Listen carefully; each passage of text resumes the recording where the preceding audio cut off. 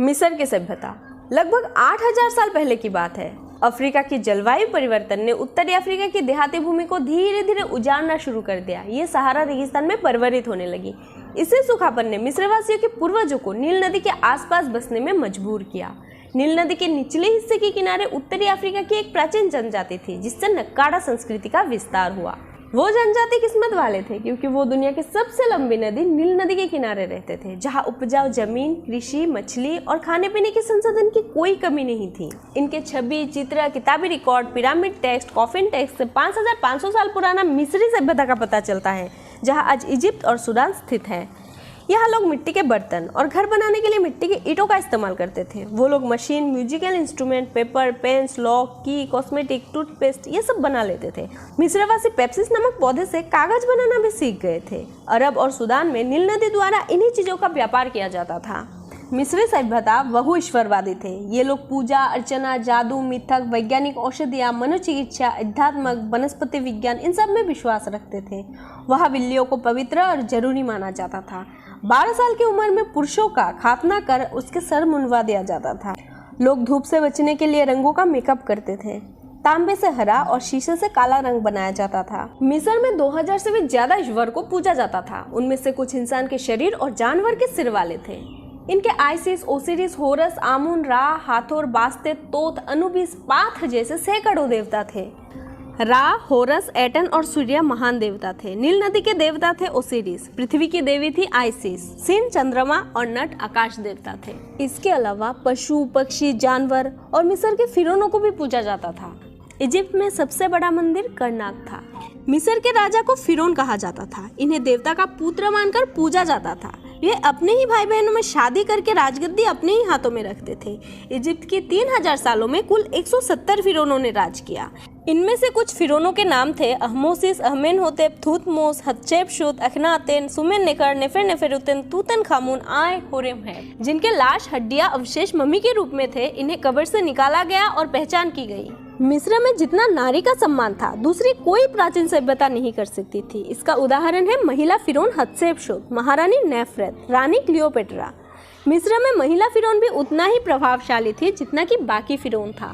मौत के बाद फिरौन और उसके परिवार के लाशों को ना गलने वाले तत्व से सुरक्षित करके मम्मी बना दिया जाता था। उन लोगों का मानना था कि मरने के बाद जिंदगी खत्म नहीं होती, बल्कि लोग दूसरे दुनिया में चले जाते हैं। इंसान की आत्मा, जिसे का नाम से जाना जाता था, वो हर इंसानों के अंदर रहता है। इंसान मरने के बाद का यानी आत्मा, बा यानी शरीर से अलग हो जाता है, जिसे सुरक्षित करना चाहिए। इसीलिए मम्मी बनाने का प्रथा शुरू हुआ। मम्मीकरण एक महंगी अंतिम संस्कार का प्रोसेस था। ये प्रोसेस 40 से 70 दिन का होता था। इसमें सबसे पहले लाशों को शवघर में लाया जाता था। वहाँ कुछ पुजारी सर्जन लाशों को नाक के अंदर से रॉड की हुक घुसाकर दिमाग को गला देते थे और गला हुआ दिमाग नाक के रास्ते बहा देते थे। पेट चीरकर अंदर से सारे पार्ट्स जैसे लंग्स, लिवर, इंटेस्टाइन बाहर निकाल देते थे और इसको अलग से सुखाकर डिब्बे में सुरक्षित कर देते थे।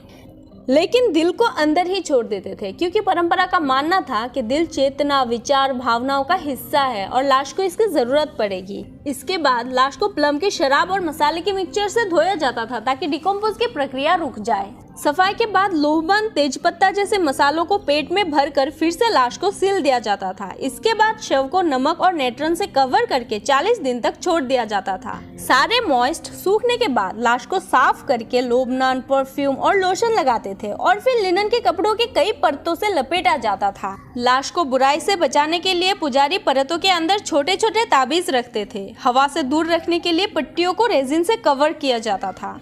रेजिन की कई परत लपेटने के बाद चेहरे के ऊपर मरा हुआ आदमी का चित्र चिपकाया जाता था। सीने में धार्मिक निशानी रखा जाता था। पूरे मम्मी में धार्मिक सिंबल अंकित करने के बाद पैरों में उसका नाम लिखा जाता था। ऐसे एक मम्मी बनकर तैयार होता था।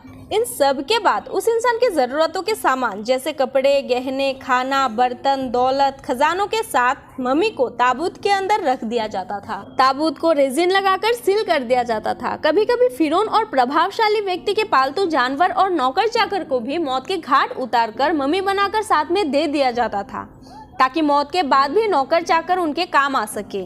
सभी को एक साथ पिरामिड के अंदर दफन किया जाता था। पिरामिड क्या है और इसे क्यों बनाया गया था? दुनिया के 7 अजूबे में से पिरामिड एक ऐसी रहस्य है जो इजिप्ट यानी मिस्र के धार्मिक उद्देश्य के लिए बनाया गया था। माना जाता है पिरामिड फिरौनों की भव्य कब्र थी। लगभग 4000 साल पहले मिस्र की सभ्यता जब आर्थिक उन्नति की चरम पर पहुंच गई थी, तब फिरौन जैसर और आमेनहोतेप ने पिरामिड की संरचना की। एक शक्तिशाली फिरौन ही पिरामिड बनाने का खर्चा उठा सकता था। आज तक मिस्र में कुल 138 पिरामिड मौजूद है। ऐसे बड़े पिरामिड बनाने में दशकों लग गए। नील नदी में जब बाढ़ आती थी, तब सारे किसान खेती छोड़ के पिरामिड बनाने वाले बिल्डर बन जाते थे।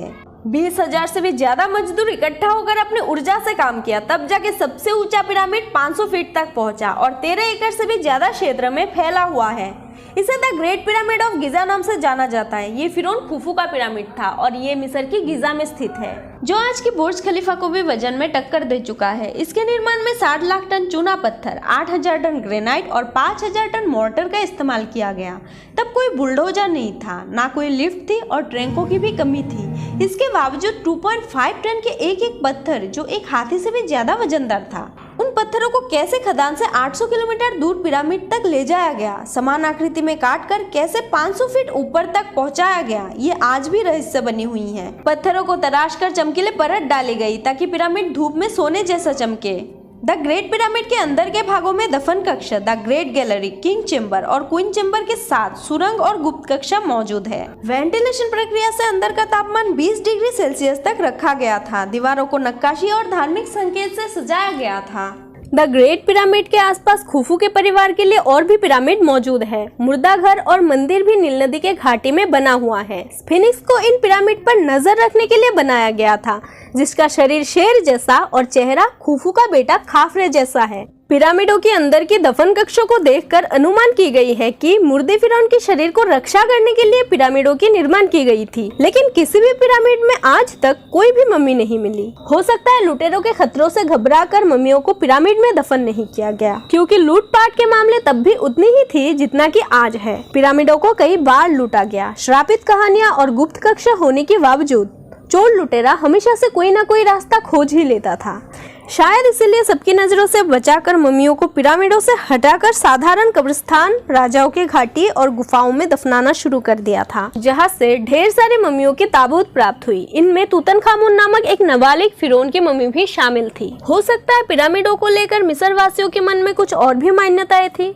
सारे पिरामिड मिस्र के पश्चिम क्षेत्र में ही अवस्थित है। शायद मिस्र के लोगों ने सूर्यास्त को इंसान के जीवन के अंत के साथ जोड़ा। लेकिन पिरामिडों को आखिर क्यों निर्माण किया गया था, इसकी सटीक जानकारी आज तक हम में से कोई भी नहीं दे पाया। यह सारे पिरामिड मिस्र की सभ्यता की निशानी बनकर हमारे पास रह गया।